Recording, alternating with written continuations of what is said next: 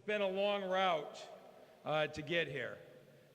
And you wouldn't know in this room what they say about us in Detroit. Anybody here feel beaten down? No. Ready to quit? No. Do we need a new mayor?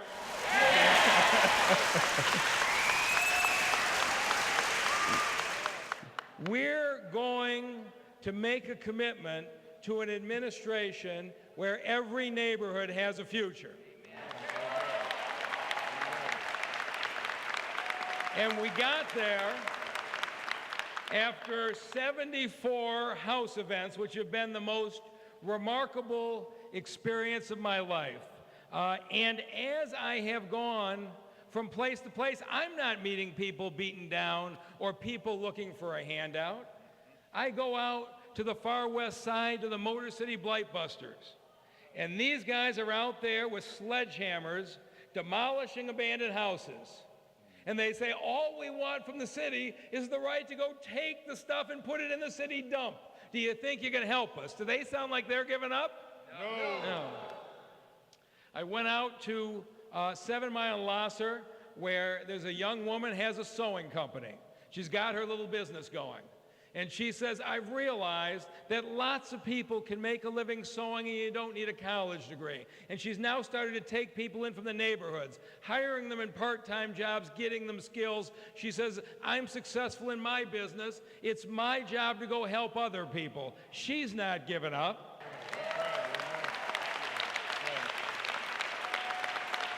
I go over to the east side, and there's this group called the Share Recovery Project.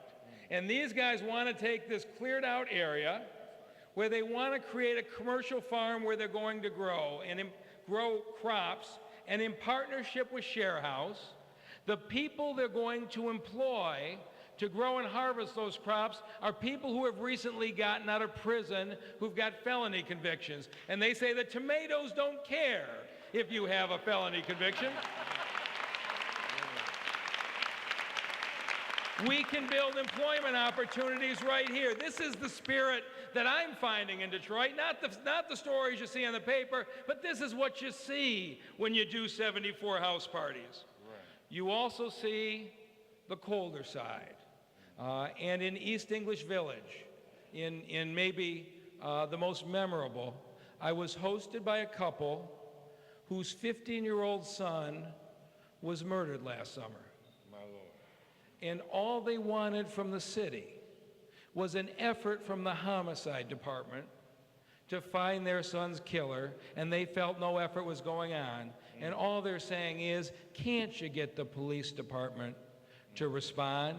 And they said they wanted to host the event for me because they felt that if I got elected mayor, we'd never again have a day when any parent wondered whether this city cared about the loss of their child. Doesn't it seem like we can do that in this community?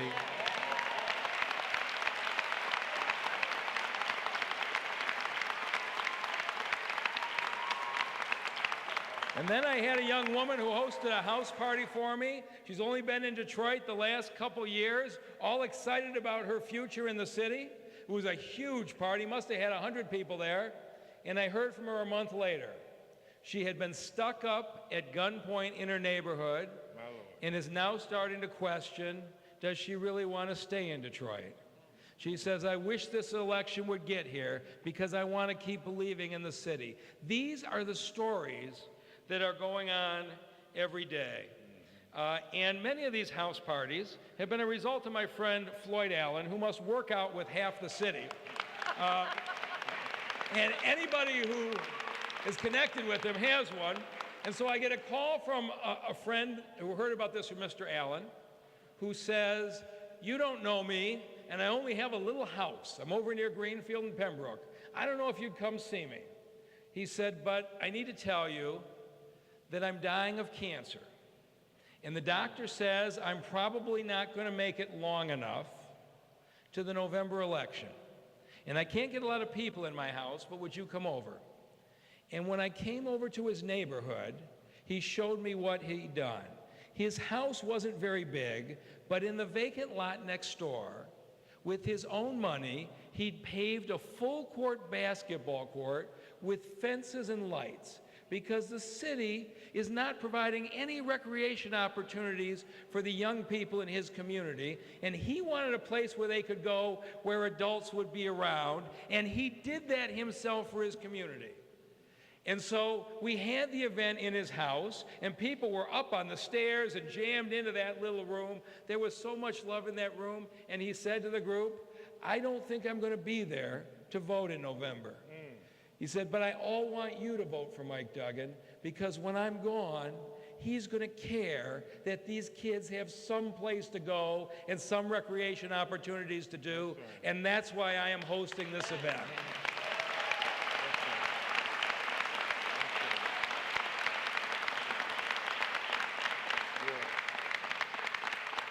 This is the city that I love, and this is why I am running for mayor.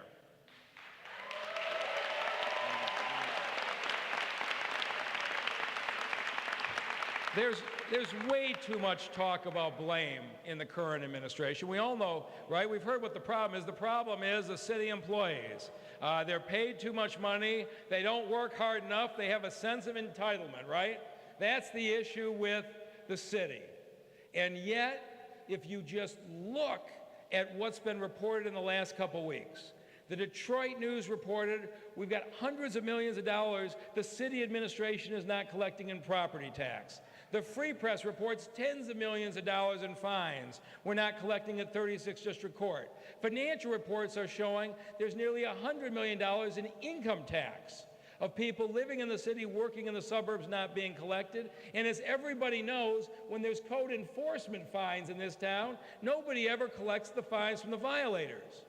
And so my question is, when the administration stands up and says the problem is with the workers, don't we need to also look in the mirror? How would you like to be?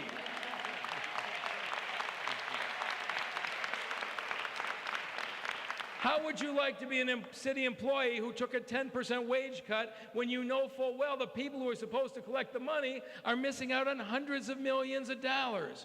We have to stop blaming each other, and we need to start working together.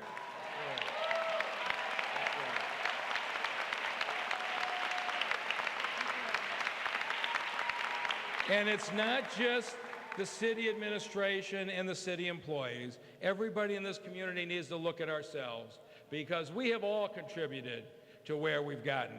We've had a big fight in this town about Belle Isle. Should it be leased to the state or should it be kept by the city? And my guess is the people behind me would probably split 50-50 on that question. But we should all agree on this. All of our problems are not caused by other people. In 1998, Dennis Archer stepped forward and said, if we don't start charging a fee on that island, we're not going to have the money to maintain this the way that we want to.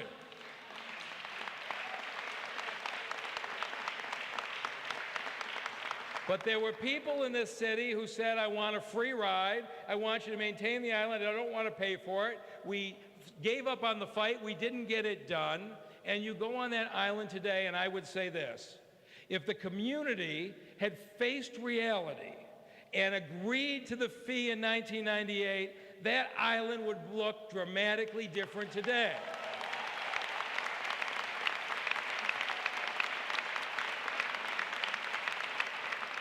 And I would say the same thing about economic growth in this city. There have been too many businesses and potential investments over the years that have been scared off by the us versus them divisive rhetoric. You got to be a certain kind of person with certain backing to be in this city, or we're going to make it difficult for you to be here. It has not served this city well, and tonight is the night to put that to rest once and for all.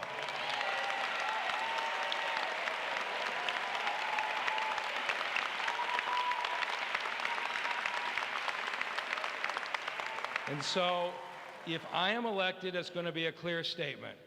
Every single person is valued equally.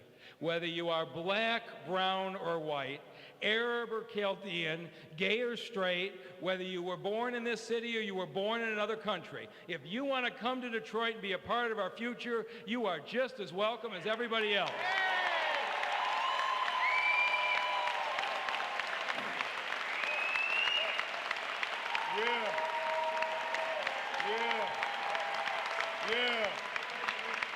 Yeah.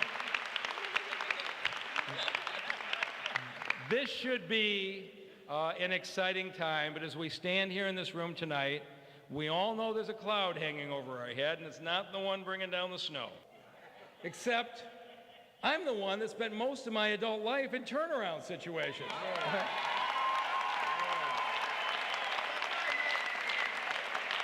So, you heard Mike Harris talk about when I came into DMC in 2004. And so you know what I did for preparation today? I pulled out the newspaper clippings from the weeks before I came in 2003 at the Detroit Medical Center. And you all remember, DMC had lost $500 million in 5 years, on the verge of bankruptcy. Receiving and Hutzel were going to close. Sinai Grace wasn't far behind. Here's what they said as I was coming in. The county executive, Bob Ficano, laid out his plan. He said the only way DMC can survive is to go immediately into bankruptcy and have a bankruptcy reorganization. He says there's no other way to do it. 3 weeks before I took over, after I'd been announced, the Detroit News disagreed with Bob Ficano. They said the only way to save DMC is this: DMC must be taken over by the state of Michigan. That's the Detroit News, okay? And here's what they wrote. The DMC is now a private institution in name only and should be returned to the days when it was a public-owned hospital. State takeover is the only solution for providing this hospital care in Detroit. And so, I came in January of 2004. It wasn't like the Detroit News and Bob Ficano were the only ones saying this. This was conventional wisdom. Everybody talked themselves into it. The only thing to do with DMC was either put it into bankruptcy or have the state take it over. Does the conversation sound familiar? Yeah. I act based on data. And when I came into DMC, and they said to me the problem was the city of Detroit, and I looked at the data said no, it wasn't. The data said Detroit was fine, the problem was the management.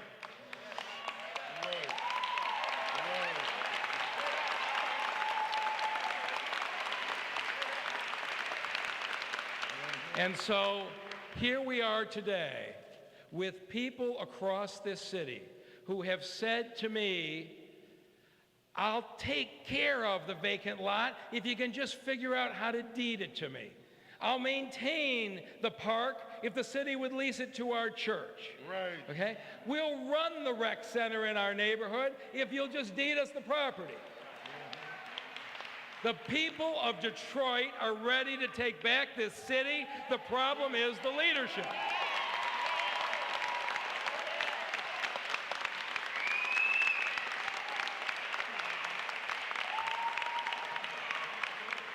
And as we sit here today, after 9 years of balanced budgets at DMC, $850 million in investment in the city of Detroit, my friends at DMC were 11,000 employees strong when I started, and they're 14,000 employees strong today.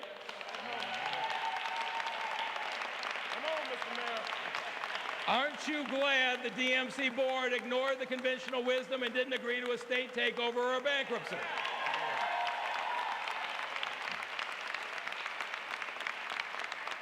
So now we've got a chance in 8 months, and the people of Detroit get a chance to do what we did at DMC and change the leadership. That's right. Now, I can't tell you what the governor is going to do. If he does appoint an emergency manager, we're going to have to work twice as hard. Because here's the thing. We're going to have to work from today until January 1st, 2014, to convince him to dissolve that emergency manager upon the next election.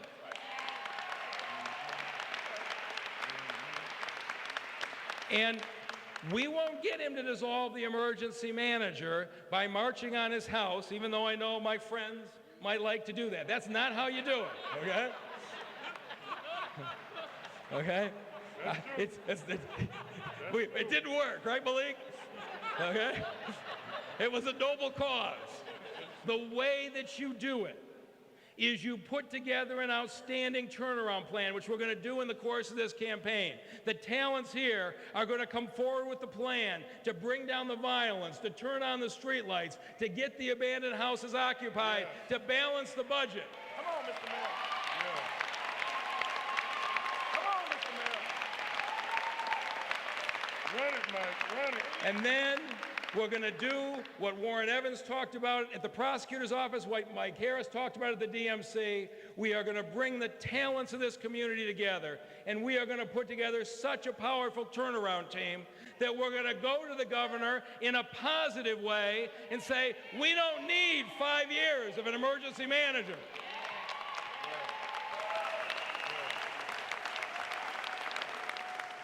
We cannot afford to get this election wrong. If we elect a mayor in this city that needs financial training wheels, the governor is never going to give us our independence.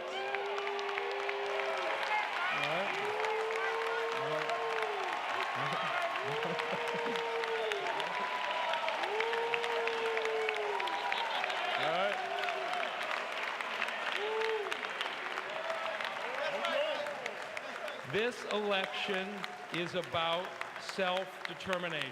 Yeah. For 30 years, the Detroit Water Department has been under a federal judge's receivership. For more than 10 years, the police department has been under a U.S. Justice Department consent order, which interestingly enough originated when my opponent was running the police department, and now we're on the verge of having the governor take over our finances. And here's what I believe. There is nothing more important than us putting together a strong leadership team and return self-determination to Detroit, put the federal court out of the water department, get the Justice Department out of the police department, and get the state of Michigan out of our finances.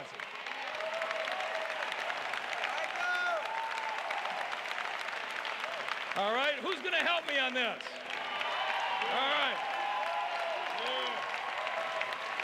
So if you will do this, we will go every day through November, and if we can do this, we will go forward on administration where we have control of our own lives, and every neighborhood truly does have a future. Thank you very much.